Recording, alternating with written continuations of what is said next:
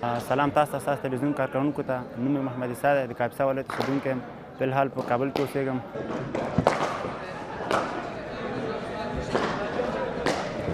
تقریبا د هټبال کرکټ کوم یو کال کېږي چې دلته په اکاډمۍ کې پریکټس کوم او د کرکټ سره شوق هم د بال کرکټ باندې په کلي کې کرکټ کوم او بیا زما مشر ورور ته چا ویلي هغه موږ سپورټ کوي کرکټ ته. هغه ته چا ویلي چې دا ښه بالینګ کوي. بیا هغه ما ته ویل چې ته به د هټبال کرکټ کوې. اوس بس ما اراده وکړه چې زه به راشم د هټبال کرکټ ته او فلحال دلته په اکاډمۍ کې پریکټس کوم.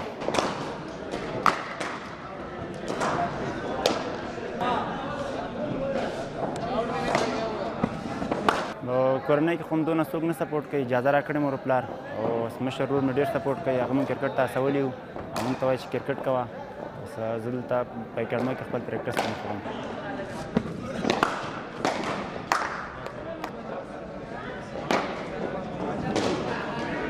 چې کله اکاډمۍ ته راغلم ما کوچ ما ته غږ کړی چې بس تا بال وګورم، ته بال وکړه.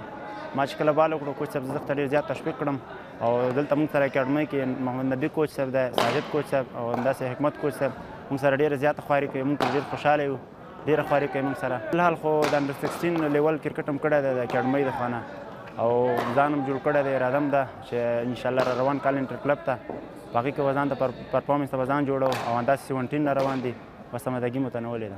انشاءالله زه به کوشش کوم، دا به زما کوشش چې زه تر څو ځان مخته یوسم او زه به خپل خواري محنت کوم. دا مې ځان ته هدف ټاکلی دی چې انشاءالله زه به ځان باور لرم چې به مخکې ځم.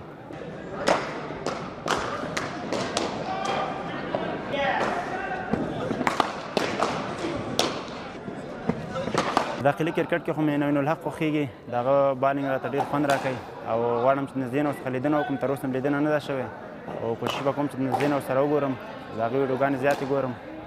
او په نړیوال کرکټ کې مې ټرین بولټ خوښېږي، د هغې ویډیوګانې زیاتره زه ګورم او د هغه بال راته خوند راکوي. غواړم چې په آینده کې د ټرین بولټ غوندې یو بالر واوسم.